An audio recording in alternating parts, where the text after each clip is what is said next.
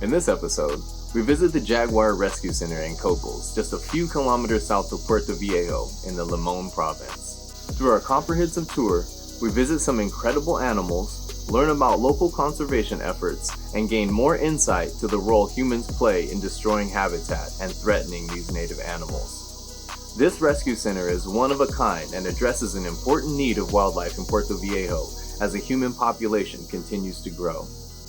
Join us on this tour as we explore the biodiversity on the Caribbean coast and learn more about what we can do to help protect these animals. If you haven't already, go ahead and subscribe and hit that like button. Now, let's get into the adventure. Buenos dias a todos. So we are in Puerto Viejo and we are about to go to the Jaguar Rescue Center. So this location is highly recommended by everybody who we've talked to so far.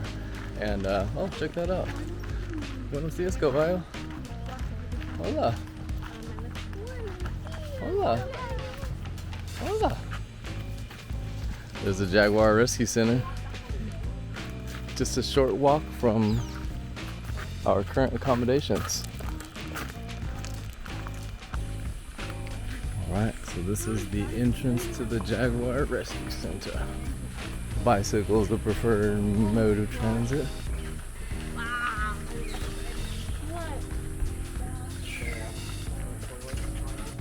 What is that? Frog? So cool. Incredible.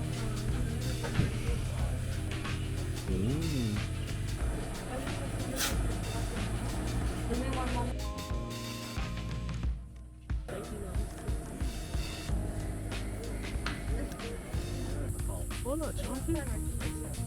But that's how we choose for life. If it's life or death, we would choose life here at the rescue. We're currently going through this with another college pet breed. We found Oh, booty rub. the red-eared slider. It's See. very common in pet shops. It's a very similar species. The red-eared sliders are just found in northern Mexico. These guys are found here.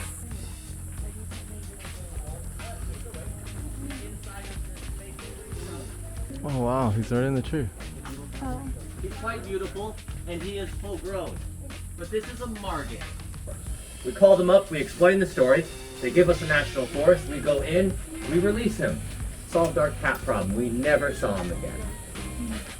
For 5 weeks. He comes back. This is bad. He comes back at night, and because he's nocturnal, we don't have any enclosures, so he moves out. Oh, so beautiful. Look at the size of him, right? This is kind of rare. Almost never comes out. Okay, so he comes back at night. We don't have enclosures, so he starts to kill our animals. He kills 4 birds and an anteater before he's finally stopped. Hooray.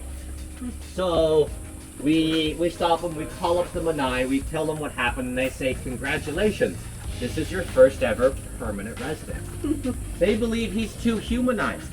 They believe he's going to continuously go back to these places like rescue centers or to chicken farms. He might get captured, sold into the illegal pet trade, or worse, killed as a defense mechanism from a farmer. So they said they'd rather have him here and alive than somewhere else imprisoned or somewhere else dead. So I'm very excited about the release right now. We actually recently got in two ocelot kittens from another rescue center. A lot of rescue centers, including us, were low on labor, so they didn't have enough. They just brought them straight here, no problem.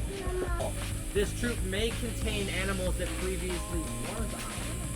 The way this process works, the way the howlers work, is when we get them in as an orphan, we raise them here at the center. We do develop very strong bonds with these animals, and then eventually they leave us. In the wild, they will be born into a troop, and then eventually they hit sexual maturity and they say, thanks, Mom and Dad, I appreciate everything, I'm going to leave. Then they join a new troop. This is a very natural thing for them. It's so strong, this willingness and want to leave their family, that they will actually, that if you see a wild troop like this one, there is no relationship between any of these monkeys except for parent-child. You go across the bridge? See, at the tree. I will stop showing you guys. Follow me.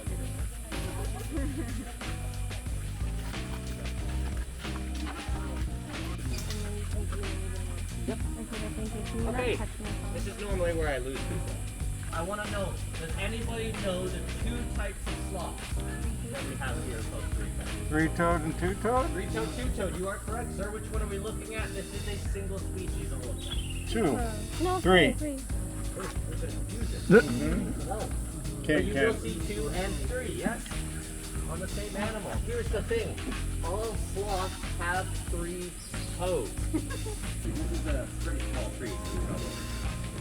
On average, the 2-fingered sloth is larger, coming about 10 kilo. I'm not sure what that is in pounds, I apologize. And then the 3-fingered sloth is like 6, maybe 7 kilo. Of course, there's larger animals per species, but these are average numbers. We have 2 types of macaws. I'm going to let you figure out which one is which. One of these is a great green macaw. The other is a scarlet macaw. I'm guessing I can figure that out. Yeah, I think you guys can. As soon as we found out that he knew Spanish, we cannot release him. We cannot release a bird that knows human language into the wild. We are encouraging him to fly and explore. And eventually, he will explore and fly, and when he flies off one day, we will close the window to his enclosure. He will no longer be welcome here at the rescue center. He is absolutely beautiful, and he is learning all about nature and things. He came in pretty young with an injury, and he has grown most of his life here. I'm going to shake head. Like cats, they can hunt simply by tracking an animal's body heat, and they can strike it. It's absolutely incredible. I'm pretty sure pit vipers also have tiny shoulder cannons that come out and shoot laser beams. Which send a shockwave throughout the Costa Rican ecosystem, eliminating immediately 2 cat species that feed on it. So this animal is extremely important to the Costa Rican ecosystem.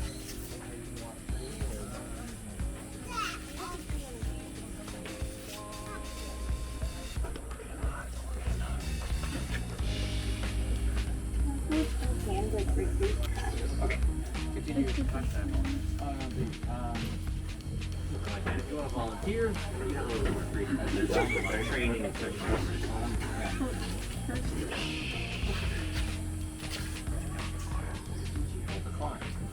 She was fed almost entirely the local dish called rice and beans. Made with coconut milk and a bit of spices. It actually is, this might be the most appropriate time to say it, it's delicious. But it's not look good. It's not good for spider monkeys. We think that we gave her her first fruit. Orb weaver refers to the nest. It is an orb-like nest. Orb weavers are some of the most common across the world. They come in very crazy shapes and sizes.